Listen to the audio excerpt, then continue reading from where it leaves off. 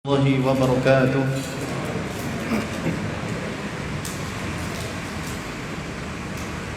إن الحمد لله نحمده ونستعينه ونستغفره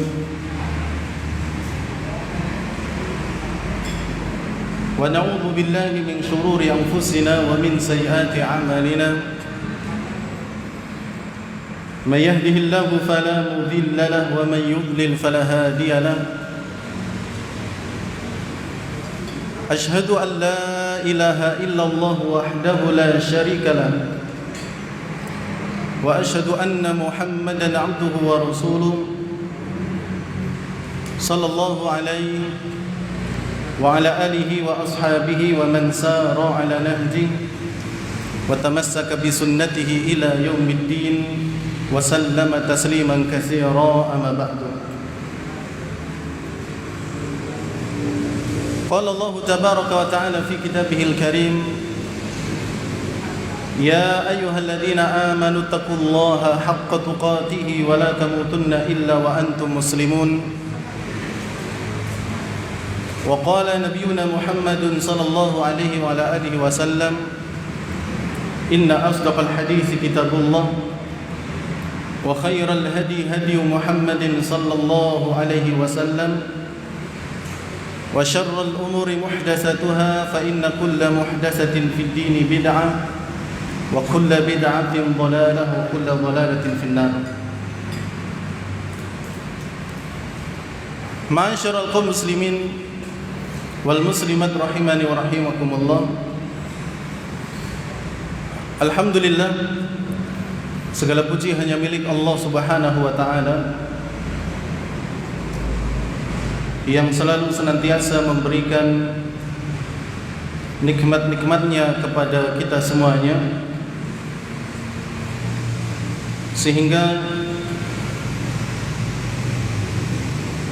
dengan nikmat-nikmat tersebut pada kesempatan ba'da maghrib ini kita bisa berkumpul duduk dalam satu majelis untuk bersama-sama thalabul ilmi, menuntut ilmu, demikian pula memakmurkan masjidnya Allah Subhanahu wa taala. Kemudian jamaah yang dirahmati oleh Allah, pada asalnya malam hari ini adalah kajian tahsin, akan tetapi karena beliau Ustadz Abu Salman Maryadi hafizallahu ta'ala berhalangan tidak bisa hadir, maka untuk mengisi kekosongan, ya, karena kabarnya juga mepet dengan sholat maghrib sehingga tidak bisa diumumkan di grup libur atau yang lainnya, ya, maka daripada kosong, maka insya Allah akan kita isi dengan materi yang lain,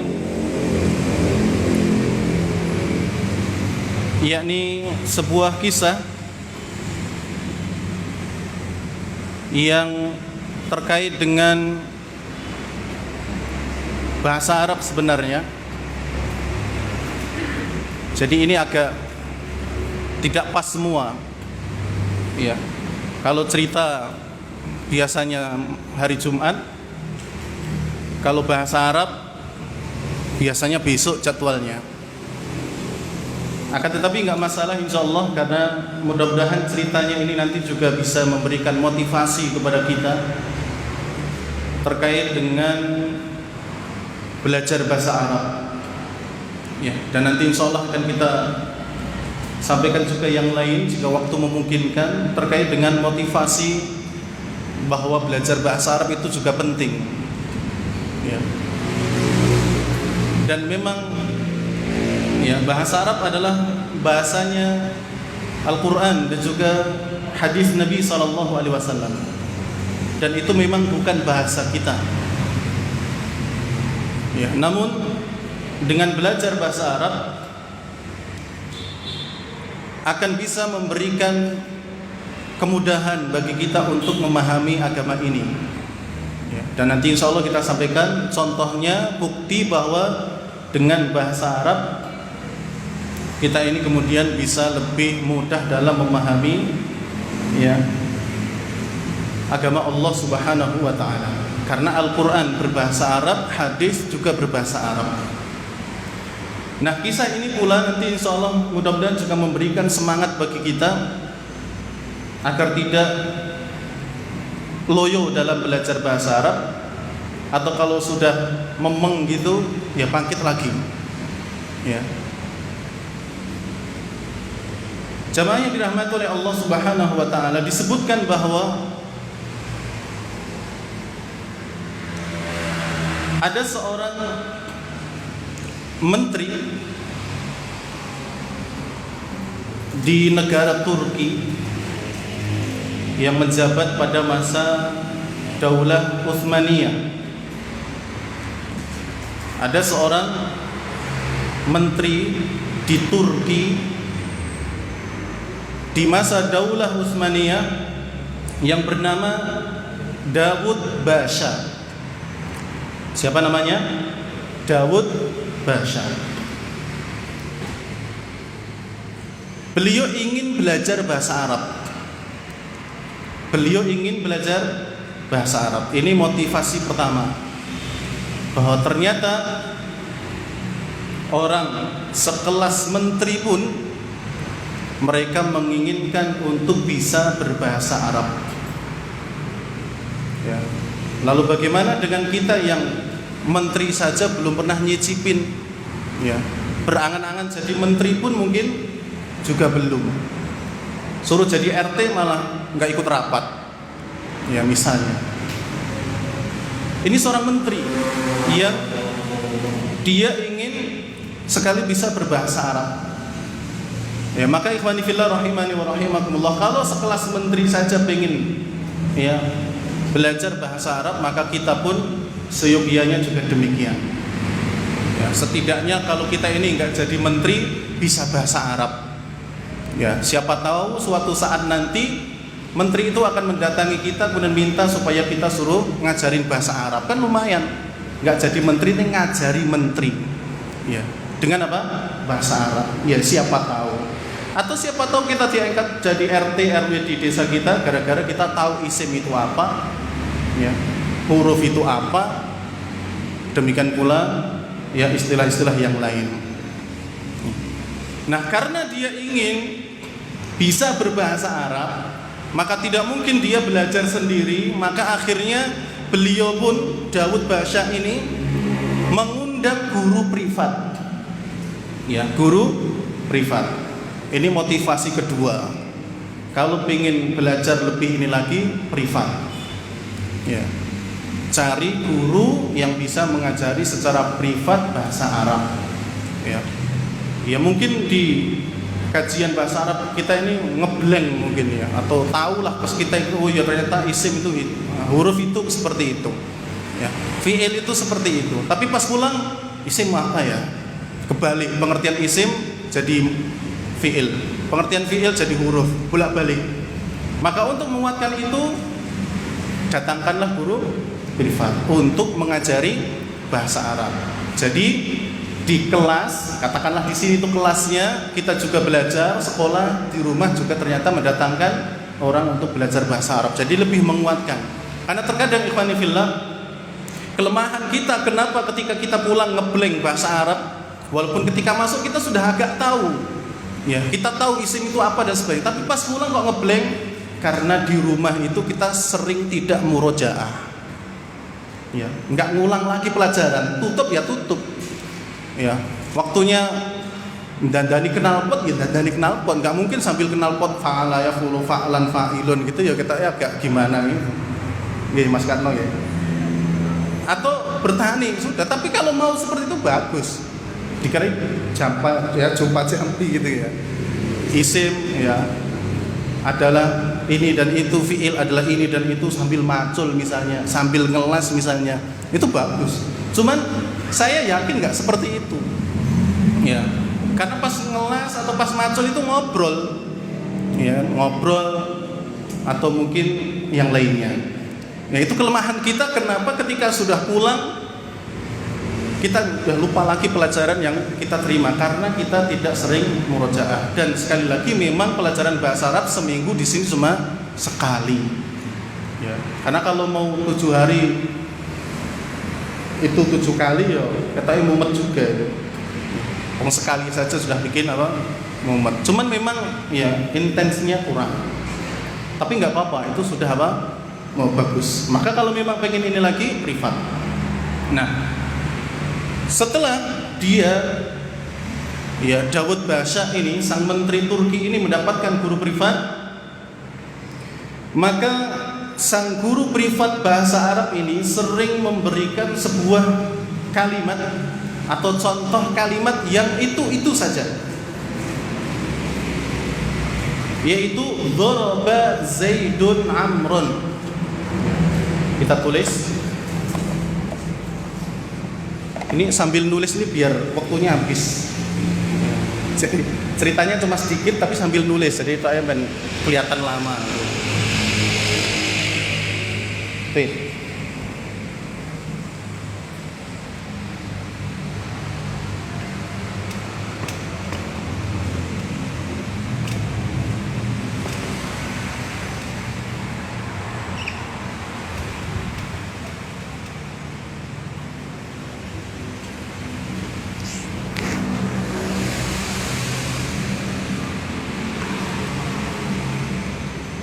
Ya, itu yang ditulis atau yang sering diberikan contohnya oleh sang guru privat.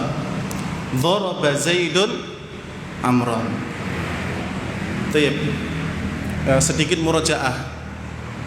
Daraba huruf atau isim? Yang tahu angkat tangan. Daraba huruf atau isim? Napa Pak Nardi? Fi'il nggih. Kebangetan nganti ngomong isim. Ya, Daraba apa? Fi'il. Baik. Pertanyaan kedua, saya sambil murojaah. Fi'il daraba itu fi'il mudhari atau fi'il amr? Jangan jenengan Pak Nardi, yang lain. Iya, Masnya? Fi'il madhi. Benar atau salah? Benar, fi'il madhi. Baik. Zaidun isim atau huruf? Isim atau huruf? Isim. Apa tanda kalau dia menunjukkan isim? Apa Pak? Apa Pak Kano? Nama orang. Taib. Satu. Yang dua, ada 2 tanda di situ. Apa? Tanwin. Ya. Itu namanya tanwin an-in-un ya. Jadi Zaidun itu adalah isim, di antara tandanya adalah karena dia nama orang. Yang kedua adalah karena dia kemasukan tanwin. Baik. Zaidun kedudukannya dalam kalimat itu sebagai apa? Enggak, Pak Nardi boleh untuk ikut dalam kompetisi ini. Sebagai fa'il. Alamatnya Pak? Alamat kenapa dia jadi fa'il atau tandanya?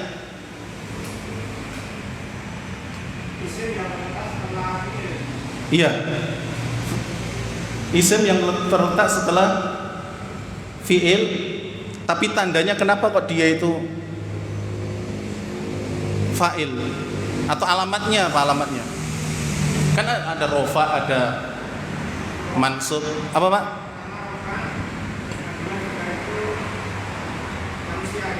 Iya, ya, karena rofa itu ya, Zaidun adalah sebagai fa'il, pelakunya. Berarti dia yang mukul atau yang dipukul? Fa'il, isim fa'il. Dia yang mukul atau yang dipukul? Yang mukul. Yang lainnya silahkan untuk ikut berkompetisi. Amron sekarang. Amron itu isim atau isim? Fa'il, itu loh bagus. Isim atau isim? Amron, isim atau isim? Isim. Kenapa isim? Nama orang. Yang kedua, ada tanwinnya di sana. Ya, ada tanwinnya. Dan dia kedudukannya di situ sebagai apa? Ada fi'il, ada fa'il, satunya apa? Maf'ulun bih. Ya, objeknya.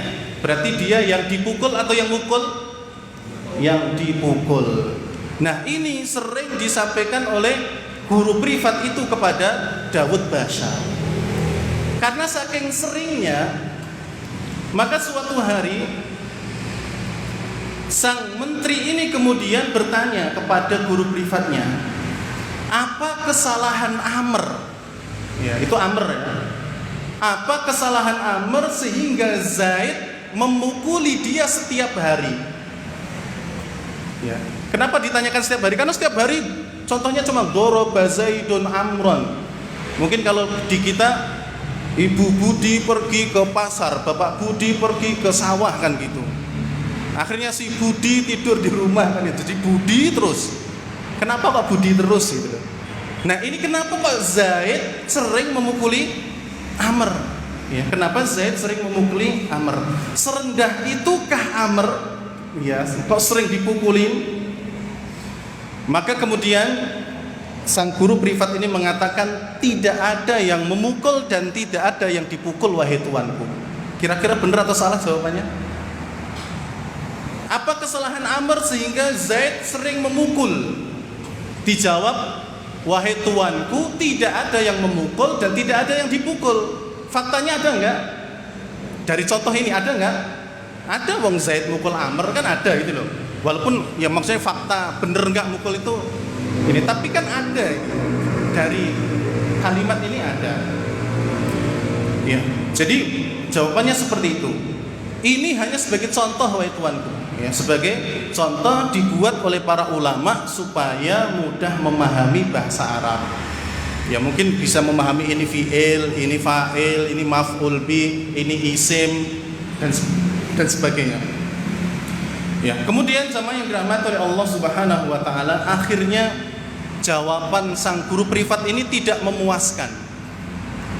Dipecatlah guru privat itu.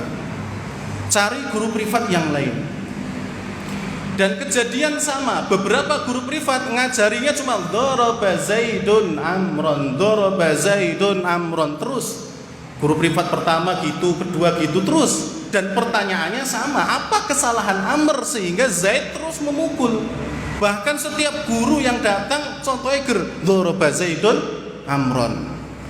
Ini faedah yang lainnya yang dapat kita ambil, bahwa ya, orang yang ngajar itu setidaknya yang menguasai apa yang akan dia ajarkan. Biar kalau ditanya tidak bingung atau malah nambah bingung yang nanya.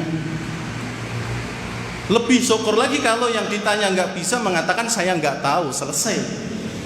Ya, tapi kalau udah nggak tahu, rocos terus, ternyata malah apa? Tidak pas. Jawaban sang guru privat 1, 2, 3 dan mungkin yang lainnya sama.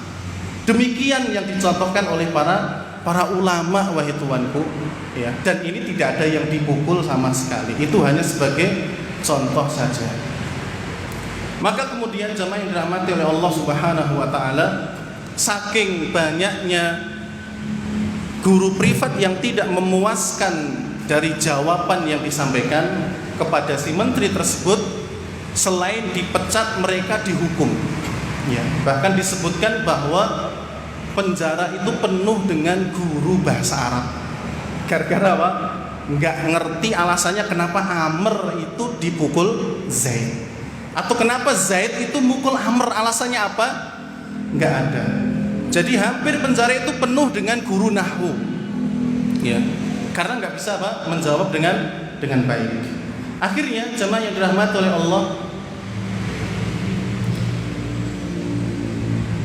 suatu hari beliau pun kemudian memanggil guru privat yang lain. Dan ternyata yang dipanggil adalah seorang ulama di Baghdad. Ya, ulama Baghdad. Ulama Baghdad berarti kalau dikatakan ulama berarti dia tidak cuma menguasai bahasa Arab. Berarti dia menguasai ilmu yang lain. Ya. Adapun mungkin yang tadi guru privat tadi cukup bahasa Arab saja yang dia tahu, kemudian akhirnya nggak bisa menerangkan secara baik, akhirnya mereka dipenjara. Ya, penjaranya penuh dengan mereka. Ya, ulama dari Baghdad. Dan ulama ini rahimahullahu ta'ala sudah tahu akan apa yang nanti akan ditanyakan oleh sang menteri. Ya, sudah tahu apa yang akan ditanyakan, yaitu apa kesalahan Amr sehingga Zaid memukulinya setiap hari. Akhirnya jamaah yang dirahmati oleh Allah, kata ulama dari Baghdad itu menjawab, kesalahan Amr adalah karena dia mencuri huruf wawu dari namamu wahai Tuanku. Amr kesalahannya adalah apa? Mencuri huruf wawu dari namamu wahai Tuanku. Semestinya ada 2 huruf wawu di namamu, namun karena dicuri oleh Amr jadinya menjadi 1. Oleh karena itu para ulama memerintahkan Zaid untuk memukuli Amr setiap hari sebagai bentuk hukuman atas perbuatannya. Ya, ini biar agak ini ya.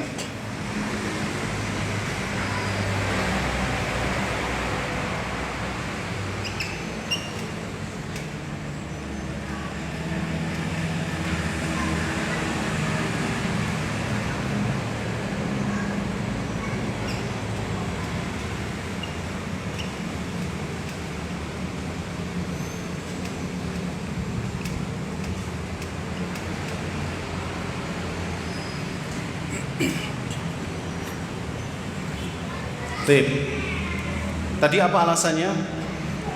Sang ulama itu mengatakan karena kesalahan Amr adalah karena Amr mencuri 1 wawu dari namamu wahai Tuanku. Karena sesungguhnya namamu itu seharusnya wawunya ada 2, Dawud. Ini Dawud. Tapi karena dicuri Amr sehingga menjadi apa? Dawud. Dan antum bisa perhatikan nanti di Al-Qur'an tulisan Dawud itu wawunya cuma 1. Walaupun mungkin sebagian tulisan ada 2. Tapi sekarang jadi 1 karena dicolong sama Amr. Ya. Antum lihat nanti di terjemahan itu di Al-Qur'an yang ini. Jadi misalnya di surat An-Naml lah nanti, yang An-Naml yang biasa kita dengarkan itu. Ya walaqad ataina Dawuda, walaupun dibaca panjang tetepan ya, karena nanti harokatnya biasanya wawu yang berbalik panjang. Tapi penulisan wawunya hilang 1. Jadi cuma 1. Tapi tetap dibaca apa? Panjang. Walaqad ataina Dawuda wa Sulaimana ilma. Nah, jadi ulama Baghdad ini menjawab seperti itu. Dan memang Amr itu ada wawunya. Ya, tulisan Amr ada wawunya. Kenapa? Tujuannya adalah untuk membedakan dengan nama Umar.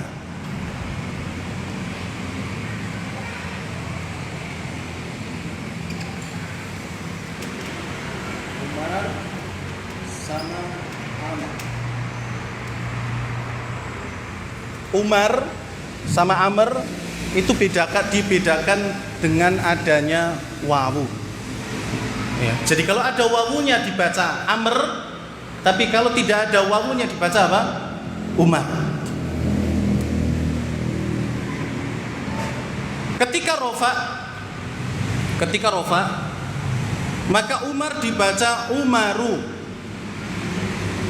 Tapi kalau Amr dibaca Amrun. Kemudian ketika majrur Umar dibaca Umaro, sedangkan Amr dibaca Amrin pakai tanwin.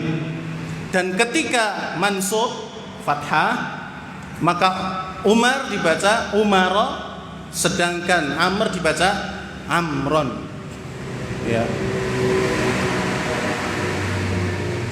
Jadi untuk membedakan antara Umar dengan Amr itu dengan wawu. Coba kalau tidak ada wawunya, maka tidak bisa dibedakan. Ya, ingat dulu ketika membaca seperti ini belum ada harokatnya. Apalagi kalau nggak ada harokatnya, misalnya kan Umar sama Amr kan hampir sama, bukan hampir sama, memang sama. Hurufnya juga 3, ya. Kemudian nggak ada harokatnya, ini dibaca Amr atau Umar.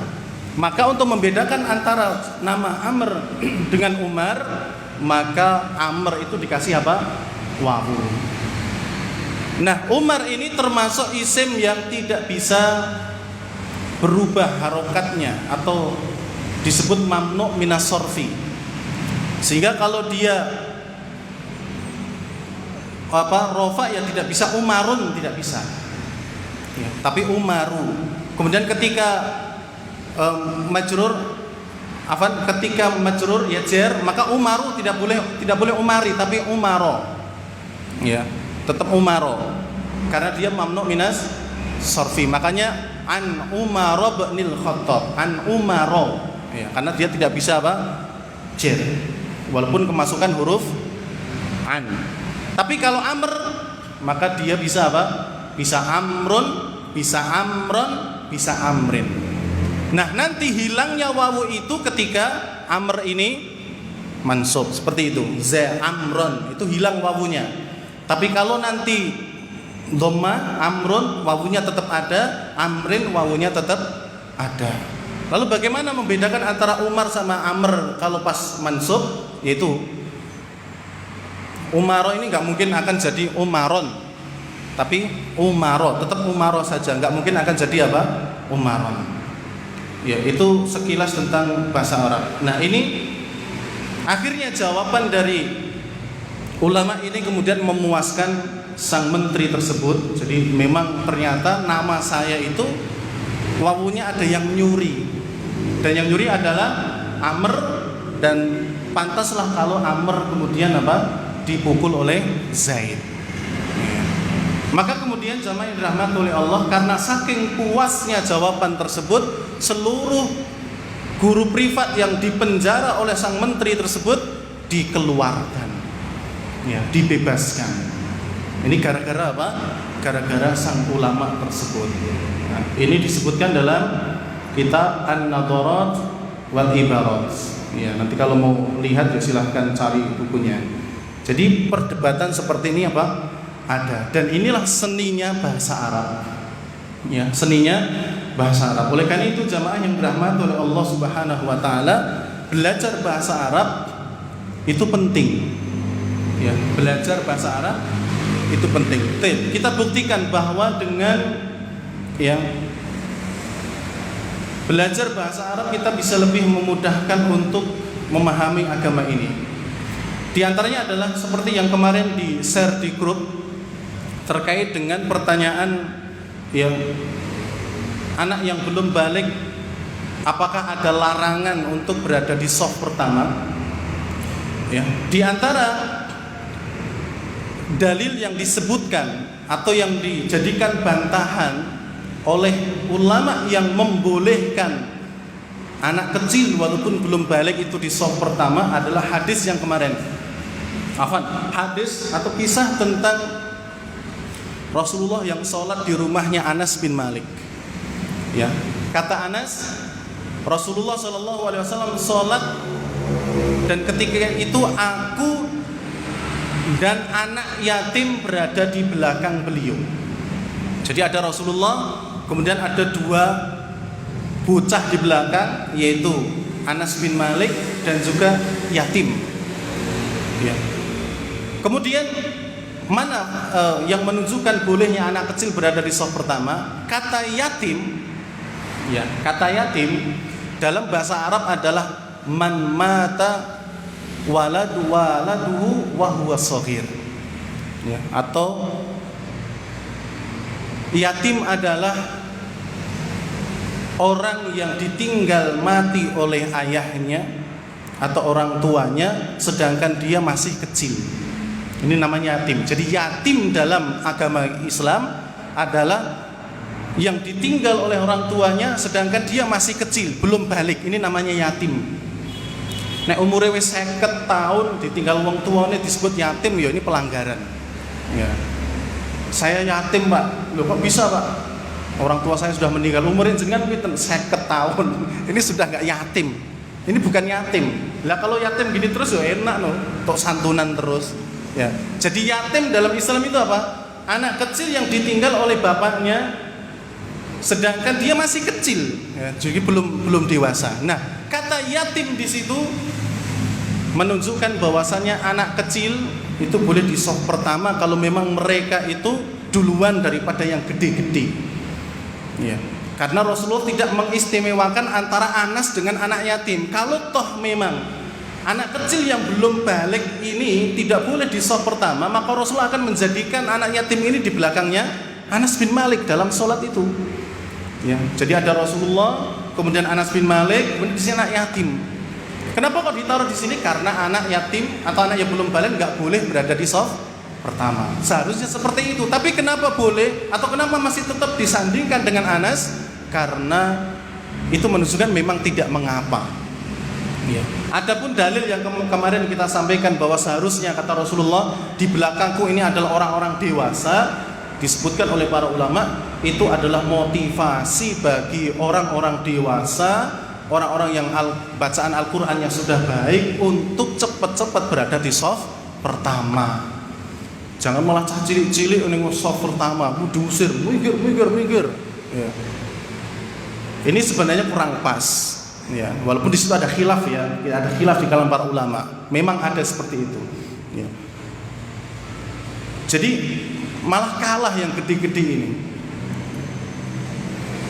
Kalau memang yang dahulu seperti yang disebutkan oleh Syekh bin Baz, Syekh Utsaimin rahimahumullah taala, kalau memang mereka dahulu berada di depan, ya, mereka tidak boleh dimundurkan kecuali kalau memang ada maslahatnya di sana.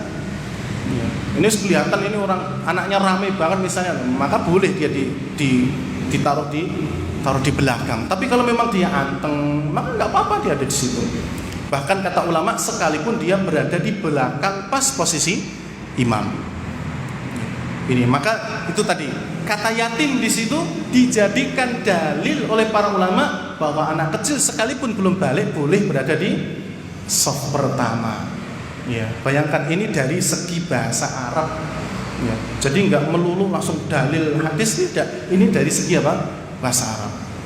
Baik. Contoh yang lain, fanifillah. Allah Subhanahu wa taala berfirman, Ar-Rahmanu 'alal 'arsy istawa. Allah Subhanahu wa taala itu bersemayam di atas arsy.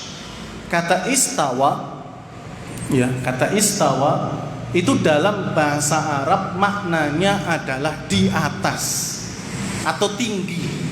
Ya. Kata istawa, Ar-Rahmanu 'alal 'arsy istawa, istawa itu maknanya adalah tinggi, di atas. Ya. Oleh karena itu Ahlussunnah wal Jamaah mengatakan bahwa Allah Subhanahu wa taala itu di atas. Bukan di mana-mana. Ya. Makanya sempat ada atau beredar kalau memang Allah di mana-mana berarti berdoanya ya segini-gini, ya Allah gini ya. Karena di mana-mana, bahkan sampai mengatakan kalau begitu Allah juga berada di tempat-tempat yang jelek sana. Ya. Maka ini tidak benar. Ya.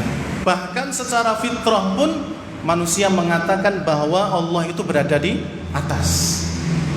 Makanya kita ketika berdoa ya demikian. Karena kita berkeyakinan bahwasanya Allah itu ada di atas. Kalau tidak di atas, mungkin di hadapan kita, ya udah kita ngomongnya gini. Hati kita itu akan di depan, tapi ternyata dia berada di apa? Berada di atas. Bahkan itu adalah fitrah yang Allah Subhanahu wa taala berikan kepada seluruh makhluk. Di antaranya adalah semut. Disebutkan bahwa ketika pada zamannya Nabi Sulaiman alaihi salam terjadi kekeringan, ya, lama tidak turun hujan. Maka kemudian Nabi Sulaiman alaihi salam mengajak bala tentaranya untuk keluar ke suatu tempat, ya, untuk berdoa agar Allah menurunkan hujan. Tapi sebelum sampai di tempat yang dituju, Nabi Sulaiman alaihissalam melihat beberapa ekor semut dalam keadaan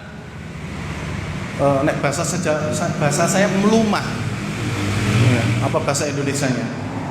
Lawan dari tengkurap itu apa? Apa?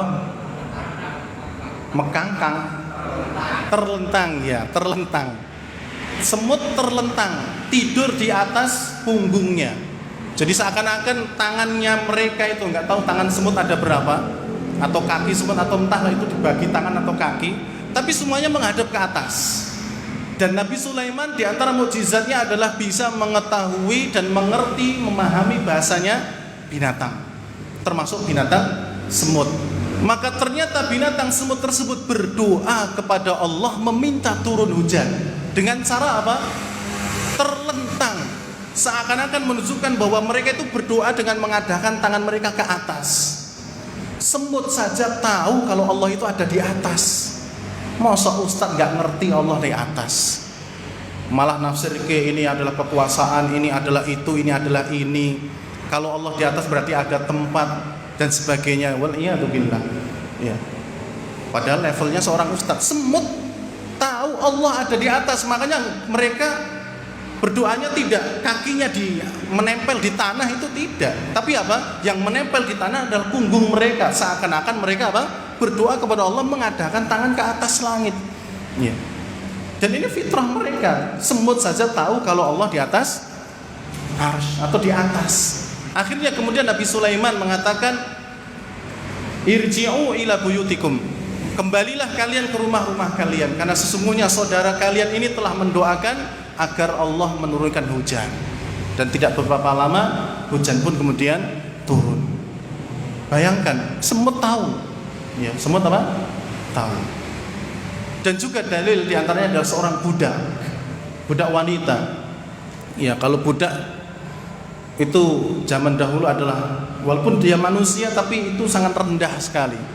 Ya, dia seperti barang, kalau mau dijual juga boleh, kalau mau dikasihkan, dihadiahkan juga boleh. Ya, itu budak wanita. Ini pernah mengembala kambing. Kemudian ada salah satu dari kambingnya yang dimakan oleh serigala. Maka sama tuannya dipukul. Ya, tuannya dipukul. Kemudian tuannya ini merasa bersalah. Akhirnya kemudian mengadu kepada Rasulullah. Ya Rasulullah, aku memiliki seorang budak wanita yang dia demikian-demikian, akhirnya saya pukul dia dan saya menyesal wahai Rasulullah. Maka kemudian Rasulullah mengatakan, bawakan budak itu ke sini. Akhirnya dibawa oleh Rasulullah kepada, ya, atau tuannya membawakan budak itu kepada Rasulullah. Kemudian Rasulullah mengatakan, man ana, atau dia mengatakan aina Allah, di mana Allah? Maka kemudian wanita tersebut mengatakan Allahu fis sama, Allah Subhanahu wa taala ada di langit, berarti ada di atas. Wa man ana, siapa saya? Anta Rasulullah, kamu adalah utusan Allah Subhanahu wa taala. Kemudian Rasulullah mengatakan kepada si tuan tadi, i'tikha fa innaha mu'minah, bebaskan wanita budakmu karena sesungguhnya dia adalah seorang yang beriman. Ya, dia adalah seorang yang beriman. Maka kemudian dibebaskan. Lihat, sang budak ini yang mungkin tidak berpendidikan sama sekali, bukan orang yang mulia, tapi secara fitrah dia tahu Allah ada di atas langit. Oleh karena itu jamaah yang dirahmati oleh Allah, dalam akidah Ahlus Sunnah wal Jamaah, akidah kita adalah bahwa istawa maknanya adalah al-ulu, tinggi di atas sana, bukan di mana-mana ataupun dengan makna yang lainnya. Ya, jadi dari bahasa Arab sendiri kita bisa mengetahui bahwasanya al-istawa itu makna dalam bahasa Arab adalah al-ulu, tinggi, bukan di mana-mana. Enggak ada istawa diartikan di mana-mana, dalam bahasa Arab itu enggak ada. Tapi apa? Tinggi di atas. Maka jamaah yang dirahmati oleh Allah Subhanahu wa taala, demikianlah ternyata belajar bahasa Arab, walaupun terkadang bikin pusing. Ya, belum masuk saja sudah walaupun aku ditakoi piye ya gitu misalnya, tapi enggak apa-apa.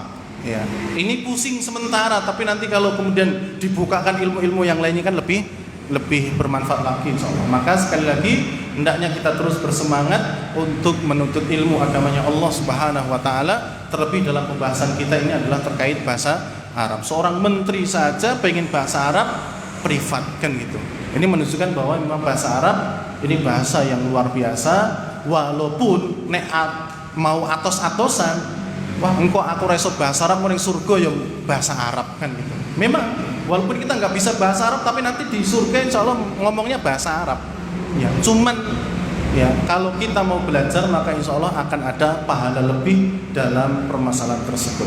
Wallahu taala alam bisawab. Demikian apa yang bisa kita sampaikan pada kesempatan malam hari ini, mudah-mudahan bermanfaat sebagai bentuk ya pengisian daripada yang kosong. Dan sekali lagi mohon maaf bagi yang sudah hadir niatannya adalah untuk belajar tahsin, insya Allah sudah mendapatkan pahala, dicatat sebagai pahala di sisi Allah, dan ada tambahan yang lain dari materi kita malam hari ini. Mudah-mudahan bermanfaat, kurang lebihnya mohon maaf. Subhanakallahumma rabbana wa bihamdik, asyhadu an la ilaha illa anta, astaghfiruka wa atubu ilaik. Wassalamualaikum warahmatullahi wabarakatuh.